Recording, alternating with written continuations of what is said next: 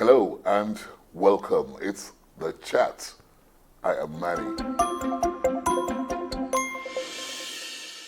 My guest has groomed himself right from early days when he had good education and then went on to work with the United Nations in several capacities, came back home and became the deputy governor of the central bank.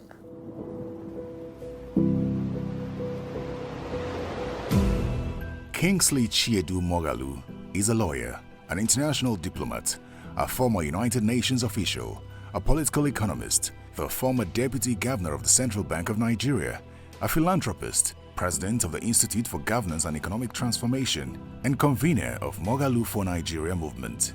Born in the 60s in Lagos to a Nigerian Foreign Service officer, Kingsley studied at the University of Nigeria Nsukka, Enugu campus in the mid-80s. He did his National Youth Service Corps assignment as a legal officer at Shell Nigeria headquarters in Lagos. He later joined Newswatch, where he worked with the founder, Dele Giwa, and served as the medium's general counsel, doubling as a journalist. This formed the foundation on which he became a correspondent for mediums like Newswatch and contributor to foreign newspapers and magazines of the era. He had an opportunity to attend the Fletcher School of Law and Diplomacy, from where he joined the UN, his dream career. He started as a junior associate officer and rose to the rank of director, occupying the political rank of Under-Secretary General for Conflict Resolution and Nation Building. He served in countries like Cambodia, Croatia and Rwanda. In November 2009, upon the Senate's confirmation, he resumed duty as the deputy governor of the central bank. While at the CBN, he led the development of the Unique Identifier Bank Verification Number (BVN), which enabled the development of Nigeria's financial technology sector today. He left the CBN in 2014. He returned to his alma mater and subsequently taught at Tufts University as Professor of Practice in International Business and Public Policy at the Fletcher School of Law and Diplomacy from 2015 to 2017. Upon return to Nigeria, he became the 2019 presidential candidate for the Young Progressives Party (YPP), a passionate philanthropist with a strong desire to reach out to indigent Nigerians. He holds the Nigerian national honor of the Officer of the Order of the Niger, OON. He is married to Marianne Moghalu, and they have 4 children together.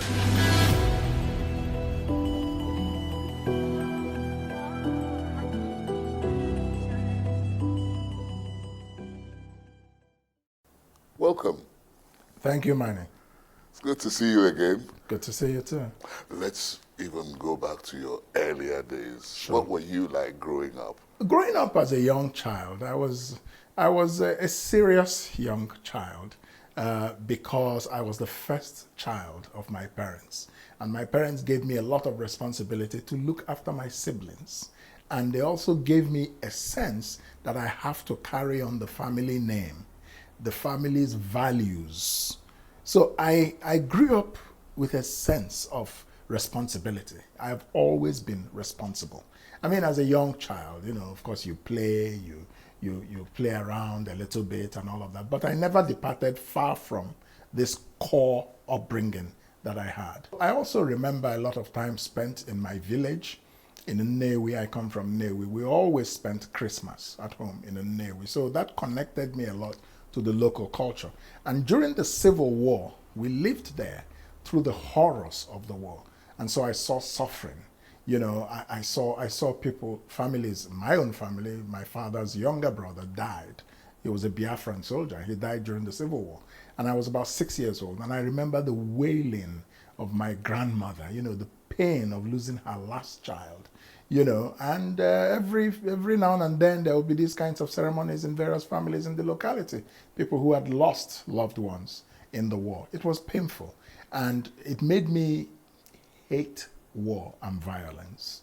It made me, recognize that, conflicts can be managed. And of course, ultimately, I went into a career in international diplomacy, managing conflicts and rebuilding broken nations like Cambodia, like Croatia, like Rwanda, and so on. I mean, your experience in Cambodia and some of these other countries you mentioned, how different is it like to what Nigeria is today? It's not different. Actually, if you look at what happened in Rwanda, you find that what happened in Rwanda, where ultimately there was a genocide, and I was the United Nations political desk officer for Rwanda, the UN headquarters in New York, in the early 90s, and we were trying to stop the genocide. But ultimately, the RPF, the Rwandan Patriotic Front, led by Kagame, wanted a military victory in the civil war. And ultimately also the United States refused that the Security Council would intervene to stop the genocide.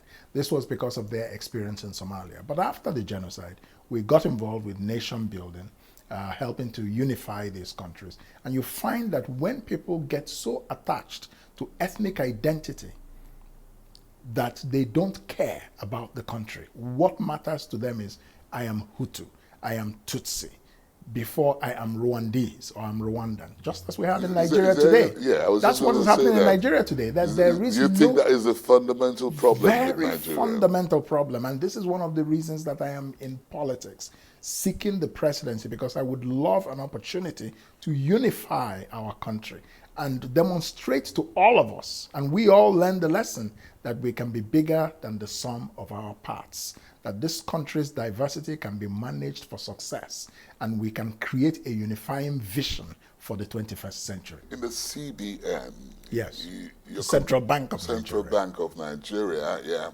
Your contribution to developing the BVN helped to reduce the interest rates, did it not? Yes, it actually did a lot of things.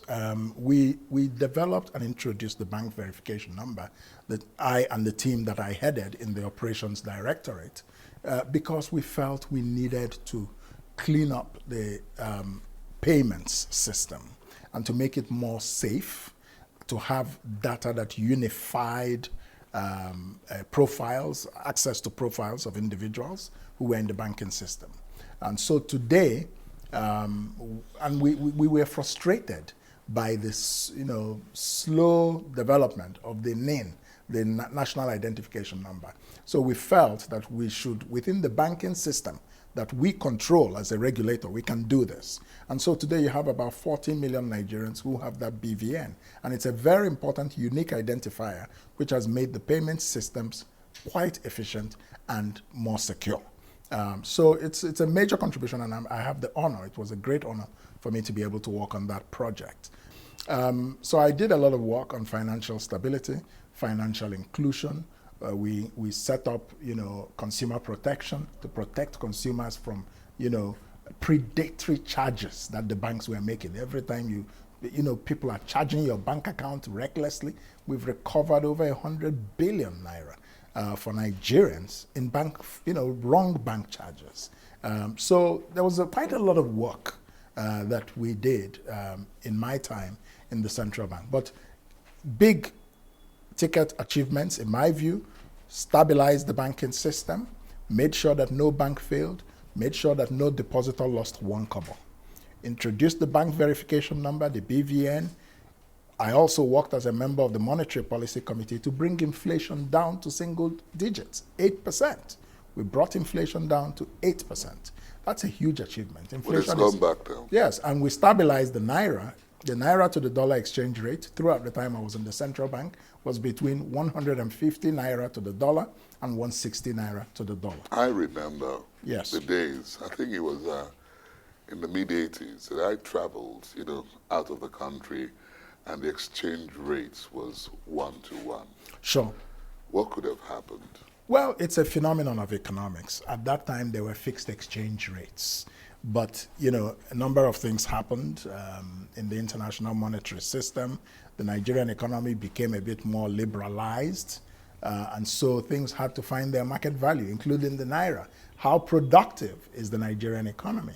An economy that does not produce complex value-added products and exports them, that are diversified products, not just one product, and exports them and earns forex, you will have problems if you rely only on one natural resource like crude oil, which is what is happening in Nigeria today. So Nigeria needs to develop a productive economy that produces value-added goods diversified, and exports them. That's very important. We also need to make our economic environment far more attractive to investment, because that also brings in dollars, and that can help to stabilize the naira as well. So there are several reasons why we're having problems. It's just also a demand and supply problem, and then there's the problem of inflation, which is very high. I've taken issues with the way the Nigerian foreign exchange system is being managed. I think there's too much involvement by the government and by the central bank in the market. The market does not respond to demands, to orders. The market does not respond to political instructions from Aso Rock. It doesn't even respond to instructions from the central bank in terms of the actual dynamic of the price of anything. So you have to deal with the fundamentals, and then you have to allow the market to find its proper level. Let me tell you that the attempts by the central bank to control the price of the naira to the dollar, which have not been successful. Because, Why? Because of what I told you, that the foundation of the economy is faulty. So you cannot be addressing the symptom and think that it will solve the cause. It's not possible. We need to restructure Nigeria's economy. We need to politically restructure Nigeria so that everybody will take their eyes away from oil. This country today exists to share oil revenue and nothing more. That's the only way the economy runs. So it's a sharing economy. It's not a production economy. Until that is fixed, you'll keep defending the naira. But if you go and fix the foundational issues, you will see the economy begin to move away from dependence on imports to more exports, because there's an incentive to export because you earn dollars. So right now, subsidizing the naira subsidizes imports. And that's why the economy will remain an import-dependent economy. But if you allow the naira to find its real level in a carefully managed way that recognizes market forces, an incentive will be created for exports. Because if the naira becomes expensive to the dollar, many people will say, let's earn dollars by producing and exporting. You've created an economic incentive which will be far better for the economy. So we have to look at trade policy as well. You don't just devalue the naira without looking at trade policy. How do you incentivize exports? How do you get the economy to be productive? These are the foundational questions. And they're not questions that can be easily answered without, the right kind of political leadership with economic competence. That's what we need. And I hope we get that from 2023 going forward. You have built a family already, haven't you? Oh, yes. Where did you start from? When you say building a family? Yeah. I got married in 1994 when I was a political affairs officer at the United Nations headquarters in New York. My wife and I have 4 children who are lovely kids, and they give us a lot of joy.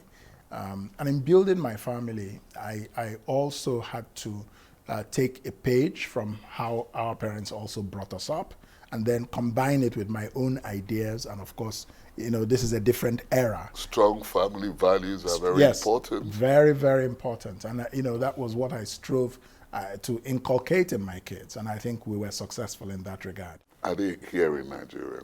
Right now, no. Why? Why? Because the nature of my career, those kids were born abroad. And they've schooled abroad.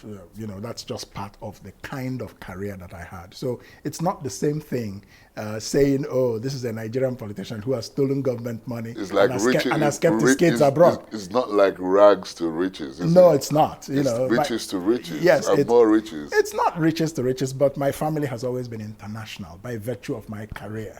That's the point. And my kids all want to come home to Nigeria. That's why they encourage me in my political career, because they feel that if I can win, I can help to I can lead the creation of a Nigeria to which they can return very happily, and many other families. Look at young people in this country. Everybody's japping away. Everybody wants to go, leave the country because there's so much misery. There's so much economic frustration.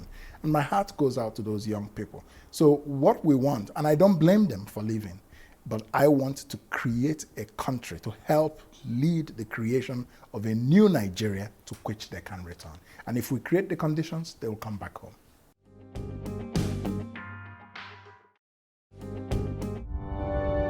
pick a question. Oh, okay. Right. It says economic growth in Africa is one of the fastest growing in the world. But what's keeping Africa behind and from prospering? This is a powerful question. And we could spend another 1 hour talking about it, but I'll answer it very briefly. Okay. Now, people need to understand something. There's a very big difference between economic development and economic growth.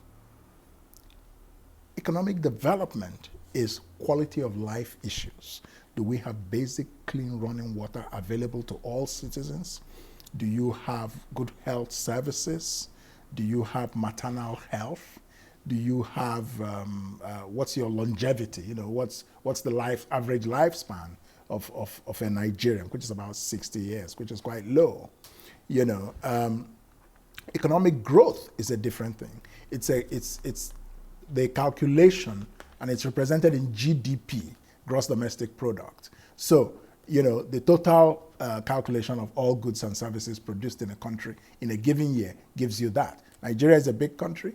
It has a big economy, but that does not translate to economic development and the welfare of citizens. So my economic philosophy is that Nigeria must achieve three things, the most important of which is to achieve development, human development. Because you can build railways or do whatever you like. If people can't feed, if they haven't gone to school and have no skill and no jobs, they can't make use of your railway, and that railway will not be able to pay for the investment you have made in it. So I start from the foundation, which is human development. Then from there, you build the proper basis for economic growth. And then from there, you move to what is called structural economic transformation. So it's a trajectory involving three things that must happen for Nigeria and African countries to actually become like South Korea, or become like Brazil, or become like Malaysia. You know, these countries were pursuing these things in the right sequence. They focused, but in Nigeria, we get carried away. And in many African countries, we get carried away by economic growth. They tell you the country economy is growing at 10%, 12%, and so on. But you come to the country, there's a lot of poverty. What do you feel, you know, unimpressed about the trend of things in Nigeria? I do not believe that the Nigerian political leadership class is sincere or capable of changing this country for the better. So Does that include you? It doesn't. Can I ask you, has anyone ever given you a piece of advice that you took? Oh yes, lots and lots. As a somebody in public life, as a politician, as a political leader, you get lots of advice, and you have to wait. You know, some are very good, and you take it.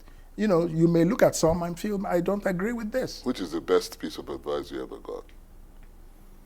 I think the best piece of advice I ever got actually came from myself, advising myself.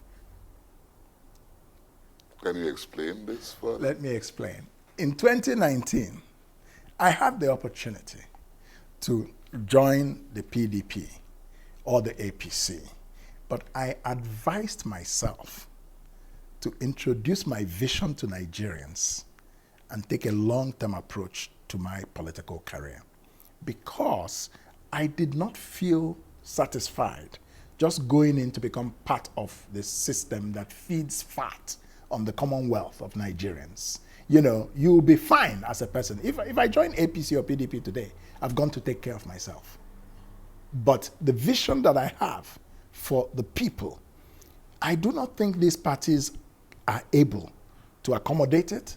I don't think they're able to execute it. So we must build an alternative to them and educate the voters towards that alternative. So that advice I gave myself, to be faithful to my original vision, and despite all kinds of temptations, not to waver and go and take care of myself. Do you see what I'm saying? I'm glad I listened to that advice. And some other people, family members, and so on, and friends also supported me, reinforced that advice. And so, yes, I'm happy. Any regrets? No regrets. No regrets. Absolutely? No real regrets in my life. None, really. I got to tell you.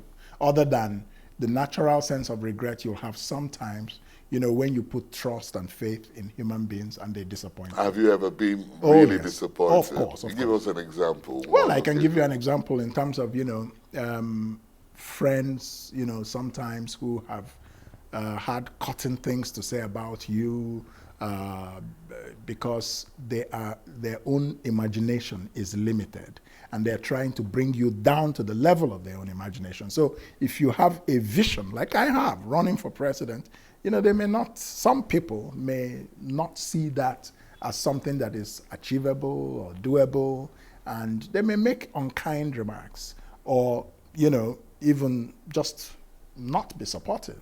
That can be painful, yes, because they are friends. That is why that would be painful. Yeah, because they're friends. If they're not friends, then it doesn't matter. Everybody cannot support you. What would your father say about you? How would your father describe you? My father passed away in December 1998. He was 73. I am happy that even at the time he passed away, he was very proud of me. I wish he could see me now. What are the words to describe you? Oh, he would say, my brave son. He would say, my father felt I had a lot of courage in terms of just bracing myself and going through life and seeking new opportunities without being intimidated by obstacles. Yes, my father liked that about me. Let me tell you, when I served for a year in the United Nations Peacekeeping Mission in Cambodia, when I finished, I bought my parents 2 cars. I bought a Mercedes for my father and a Toyota Corolla for my mother. Brand new? Brand new. It was one of the most satisfying things I'd ever done. Supposing you were going to go on a castaway journey, Yes. out of the country maybe, to an island, Yes. for 10 days, and you're asked to take 5 things that are so important to you, Yes. all right? Things you cannot do without. Yes. 5 items, Yes. not human beings. I understand. 5 items. What Yeah. would they be? I would take a Bible. Okay. I would take a couple of books. I would like to What take kind of books? books on non-fiction about leadership in the world, how societies have transformed. Many leaders transformed societies, like Kemal Ataturk of Turkey, or Mahathir Mohamad of Malaysia, or even Nelson Mandela of South Africa, at least in a political sense. So I would take some books, and I would take some music, and I would take some movies if I can. I like to watch movies. So Have we completed 5? Oh, have we? I sure. said the Bible, Yeah. a book, music, a movie, and if I had a bicycle, I would like that. Really? I like cycling. Okay. Yes. And what would you be reflecting on when you're there for those 10 days? I reflect a lot on the future. Many people reflect on the past, but I reflect a lot on what the future could be. What are the needs of the people around me? At this stage of my life, I'm not interested very much in personal success. I have outgrown the need to be personally, because I have been a phenomenally successful person by the grace of God. Internationally, nationally, any way you slice it, intellectually, I've led a balanced and productive life. What would your wife say about you? My wife would say that I'm a very good husband, and she has said that. And, Really? Yes. Be careful. Yes. Oh, well. You're on national television. Yes, I know. You can go and ask my wife. You can go interview my wife. She would say that I'm a very, very responsible husband and responsible parent. And she would say that I'm loyal, and she would say that I love her and I've taken care of her. I think she would say that. Professor Kingsley Moghalu, thank you for being on this program. You're very welcome. This week. Yeah, thank you. It's been our pleasure having you. Same here. That's how it's been on The Chat this week. I'm Manny. See you again.